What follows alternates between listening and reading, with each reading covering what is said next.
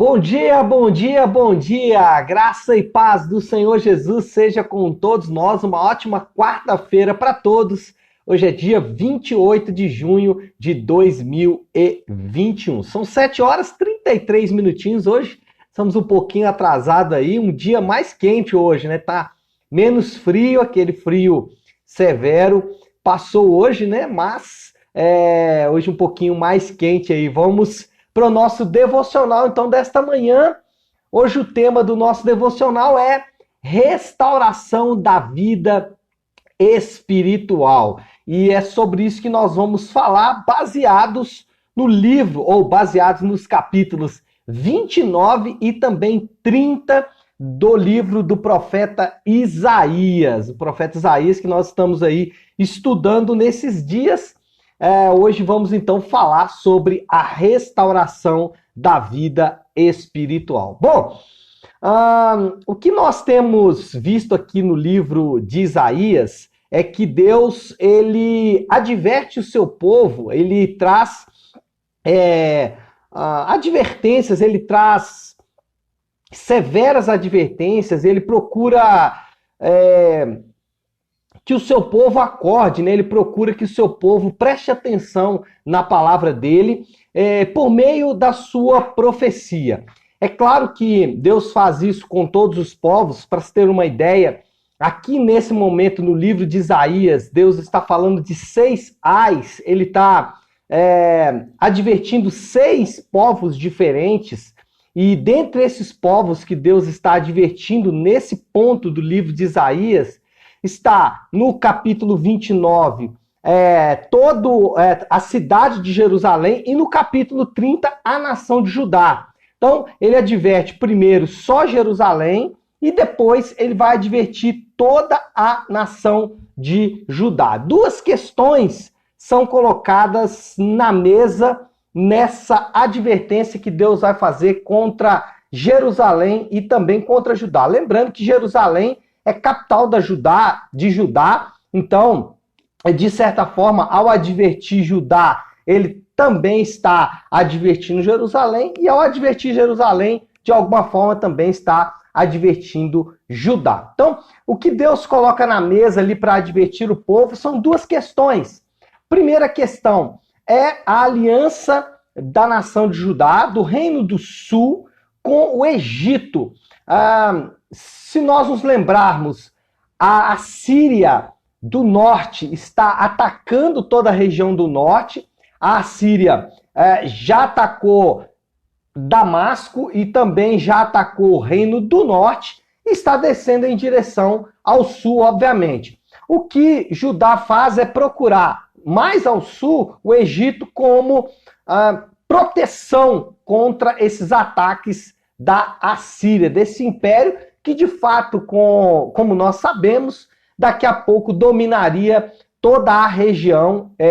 Esse império dominaria todo mundo, depois seria dominado pelo Império Babilônico, mas inicialmente é bom entendermos isso, que Judá está fazendo uma aliança com o Egito, e Deus, nesses capítulos 29 e 30 de Isaías, Deus, ele condena esta aliança. Deus, ele não aceita. Por quê?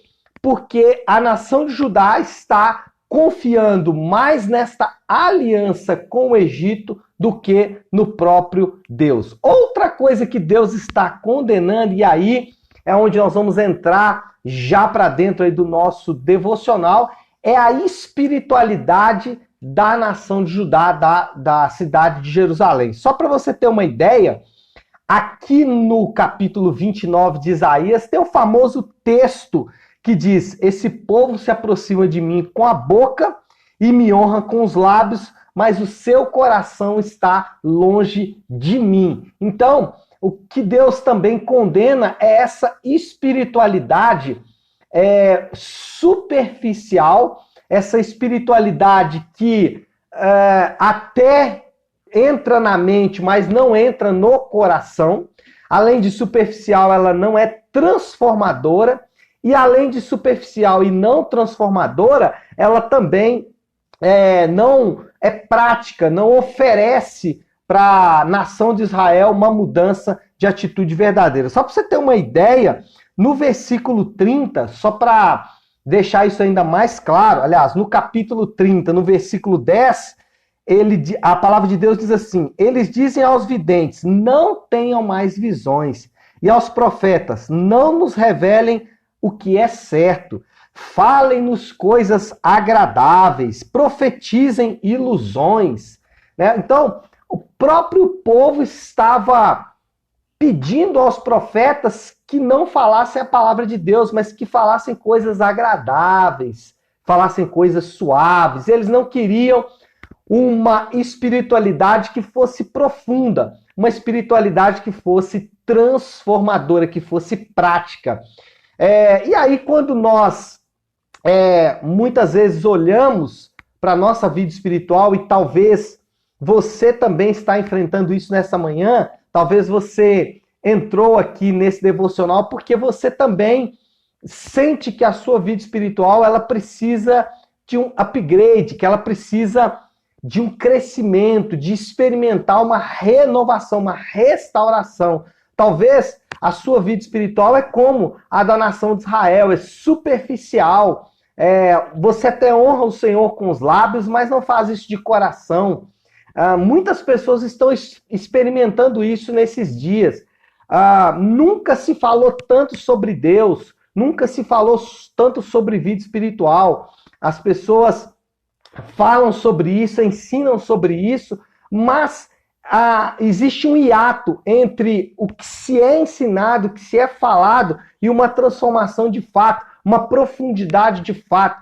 Existe um gap entre o que se fala e o que acontece na vida real. E isso é resultado de uma espiritualidade que ela até existe, de uma religião, de uma vida espiritual que até existe.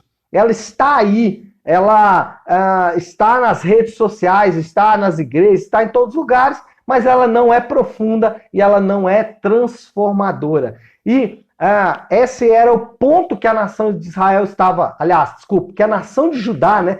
Confundo as duas, que a nação de Judá estava passando uma vida espiritual superficial e que não transformava de fato a vida das pessoas, não era prática. E o que Deus promete nesse texto é uma restauração dessa vida espiritual. E é sobre basicamente isso que nós vamos então discorrer a partir de agora. O versículo de número 22 do capítulo 29, preste atenção, nós vamos ler esse texto aqui agora, são 3 versículos. Isaías 29, do 22 ao 24, diz assim: por isso o Senhor que redimiu a Abraão diz à descendência de Jacó, preste atenção, Jacó não será mais humilhado e o seu rosto não tornará a empalidecer. Quando ele vir em meio os seus filhos a obra de minhas mãos, proclamará o meu santo nome e reconhecerá a santidade do santo de Jacó. Agora, olha o versículo 24, Isaías 29, 24. E no temor do Deus de Israel permanecerá. Os desorientados de espírito obterão entendimento, e os queixosos vão aceitar instrução. Bom, em meio às profecias de juízo do Senhor contra a nação de Judá, ele promete a restauração. Nós sabemos que a restauração prometida para a nação de Judá é o Senhor Jesus. E nesse texto específico, Deus fala com a nação da seguinte forma: quando vocês verem no meio de vocês o meu filho, ou eu uso o termo aqui, né, os seus próprios filhos, ou quando os seus filhos voltarem a habitar no meio da praça, no meio da cidade, então nesse dia vocês vão perceber a minha restauração. Quando nós trazemos essa realidade, aplicamos essa realidade para os nossos dias, uma vida espiritual restaurada é quando ela tem o próprio Senhor Jesus no centro. Quando Jesus, ele é o centro da vida espiritual. E por que que isso é diferente de uma vida espiritual superficial e não transformadora. Porque quando você ou o indivíduo está no centro dessa vida espiritual, quando o alvo, o foco dessa vida espiritual é o indivíduo, ou o que alguns vão usar o termo inteligência espiritual, quando o indivíduo é o foco desta inteligência espiritual, então essa vida espiritual ela não é profunda e também não transforma. Então a primeira coisa, Cristo precisa ser o centro desta vida espiritual. Jesus precisa ser o centro da sua vida espiritual. Quando Jesus é o centro da sua vida espiritual, acontecem três coisas, segundo esse texto que acabamos de ler. Primeiro, o temor do Senhor permanecerá. Quando nós falamos de temor ao Senhor, muitas pessoas vinculam temor ao Senhor com medo. Temor ao Senhor não é medo, é respeito. É respeitar o Senhor. Por isso que o texto diz que o temor do Senhor é o princípio da sabedoria. Por que o temor do Senhor é o princípio da sabedoria? Porque temer a Deus, respeitar a Deus, é uma questão de inteligência. Como que você pode não respeitar o Criador de todas as coisas? Como nós podemos não respeitar aquele que tem nas suas mãos o domínio de todas as coisas? Não faz o mínimo sentido. Por isso que uma vida espiritual restaurada, tendo Jesus no centro, ela é marcada pelo temor ao Senhor, pelo respeito a Deus, pelo respeito a quem Deus é. E respeitar a Deus é uma questão de inteligência, é uma questão de você simplesmente reconhecer quem Deus é, reconhecer a pessoa e a divindade de Deus. Então, a primeira coisa, uma vida espiritual restaurada, tendo Cristo no centro, ela é marcada pelo temor ao Senhor, pelo respeito a quem Deus é. Segundo lugar, ela é marcada também pelo entendimento. Olha só a continuidade aqui do versículo 24 do capítulo 29. Os desorientados de espírito obterão entendimento. Nós sabemos que Jesus, ele veio com o objetivo de trazer luz para os homens, trazer entendimento. É interessante que quando nós colocamos Jesus no centro da nossa vida, nós começamos a entender melhor as coisas. Vou dar um exemplo usando o casamento como meu ponto de partida. Quando nós não temos uma vida espiritual centrada em Cristo, o casamento ele se transforma em algo mais importante do que de fato ele é. Ele começa a se tornar primário na nossa vida. Como nós podemos identificar que o casamento é primário na nossa vida? É quando nós enfrentamos uma crise no casamento e isso afeta todas as áreas da nossa vida. Então, quando Cristo, ou quando a vida espiritual não é centrada em Cristo, mas é centrada no próprio indivíduo, dando o exemplo do casamento, o casamento tem o potencial de nos destruir. Você pode aplicar isso para várias áreas. Você pode falar sobre o dinheiro. Se você tem uma vida espiritual que não é centrada em Cristo, o dinheiro se torna um potencial para destruir sua vida espiritual. Então isso serve para todas as áreas. Agora, quando você começa a centrar sua vida espiritual em Cristo, o que começa a acontecer? Você começa a entender que o casamento é muito importante, mais importante do que você pode imaginar. E ele é importante porque ele é secundário. Tudo na vida daquele que tem Cristo como centro é secundário. Se é secundário, ele não tem potencial para nos destruir.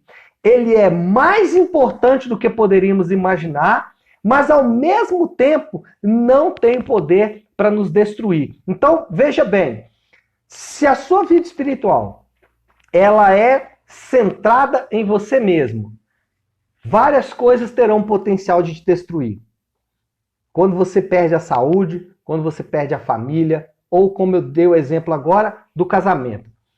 Quando a sua vida espiritual é centrada em Cristo, você começa a entender que essas coisas são muito importantes, porque elas são secundárias, porque o centro da sua vida é o próprio Senhor Jesus. E as outras coisas, elas são secundárias nesta história. Então, o casamento é muito importante porque ele é secundário. Quando ele se torna o primeiro lugar, ele tem o potencial de destruir a sua própria vida. Então, quando você coloca Cristo no centro da sua vida espiritual, você começa a entender que as coisas, elas são secundárias e que Cristo ocupa o primeiro lugar da sua vida. E, em terceiro,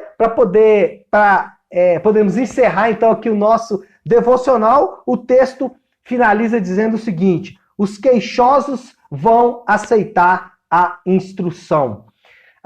Salmo 119 diz que a palavra de Deus é lâmpada para os nossos caminhos. Lá em João capítulo 1 vai dizer que Jesus, ele é o verbo, ele é a palavra de Deus. O que isso quer dizer? Isso quer dizer que toda a instrução que nós temos na palavra de Deus, tudo que Deus nos orienta em sua palavra, nós temos uma referência de alguém que foi capaz de obedecer. Isso é maravilhoso. Por quê? Porque quando nós lemos na palavra de Deus, vou dar um exemplo aqui, guardar o sábado, né? E aí nós falamos, poxa, será que eu tenho realmente que deixar o sábado, o sétimo dia da semana, como dia para eu não trabalhar, para eu não fazer nada? Quando nós vamos lá para Jesus, nós percebemos que a promessa do sábado, ainda que seja uma promessa real, verdadeira, você deve sim ter um dia para você descansar, que talvez não seja o sábado efetivamente, o sétimo dia da semana, mas você deve também descansar do seu trabalho. Mas isso é muito mais profundo, porque Jesus é esse descanso. Por isso que Jesus, ele condenava as pessoas que estavam mais preocupadas com o sábado do que com as outras pessoas. Por quê? Porque ele era aquele descanso que as pessoas tanto buscavam. Ele estava ali. Ou seja, Jesus é a instrução de Deus em forma humana. É a instrução de Deus visível, como imagem. Nós temos uma referência das instruções de Deus. Eu dei o exemplo do sábado, mas nós poderemos pegar, por exemplo, o perdão. Muitas pessoas dizem, é difícil perdoar, mas em Jesus nós encontramos o perdão verdadeiro, nós encontramos o perdão de fato, nós encontramos o perdão realmente acontecendo. Então, Jesus é essa instrução. Quando Jesus é o centro da sua vida espiritual, as instruções de Deus, a palavra de Deus não se torna pesada, não se torna difícil. Pelo contrário, ela é facilmente aplicada porque nós podemos ver ela acontecendo na vida do próprio Senhor Jesus, na vida do próprio Cristo. Então fica fácil, tem uma imagem para você olhar, para você enxergar. Então, para finalizarmos, a vida espiritual é restaurada. Ela passa por colocar Jesus no centro da sua vida espiritual e retirar o indivíduo. O que muita gente promete, ou que muitos prometem como vida espiritual, é uma vida espiritual onde o indivíduo está no centro, onde o indivíduo é o centro da história. A vida espiritual restaurada é quando Cristo está no centro, quando Jesus é o centro dessa vida espiritual, quando Jesus é o foco desta vida espiritual. Então, faça essa inversão hoje. Saia você do centro e coloque Jesus no centro da sua vida espiritual. E aí, de fato, você vai experimentar a vida espiritual verdadeira. Tá bom? Então é isso. Vamos orar, então. Colocar tudo isso que falamos diante do Senhor em oração, pedindo a Ele que nos dê graça para vivermos de acordo com a palavra dele, né? Vamos orar? Se você puder, então, agora, pare aí um instante aquilo que você está fazendo e vamos juntos buscar ao Senhor em oração. Senhor nosso Deus, Pai de graça, Deus de amor e misericórdia, Senhor, nós nos colocamos agora diante do Senhor para declarar a Tua majestade, o Teu governo, o Teu domínio sobre as nossas vidas. para declarar, Senhor, que Tu és o Santo de Israel, que Tu és o nosso Deus. Pai, nós nos colocamos agora diante do Senhor, pedindo que, de forma muito, muito especial, o Senhor possa nos orientar nessa manhã.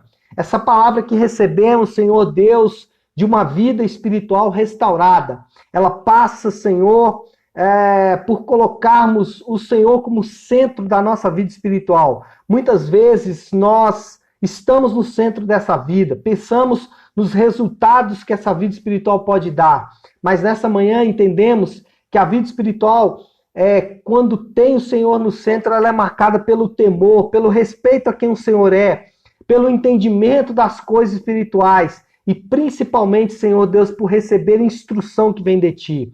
Que o Senhor nos dê graça para viver de acordo com esta verdade nesse dia. Abençoa, Senhor Deus, o nosso trabalho, abençoa tudo aquilo que vamos fazer nesse dia de acordo com a Tua vontade.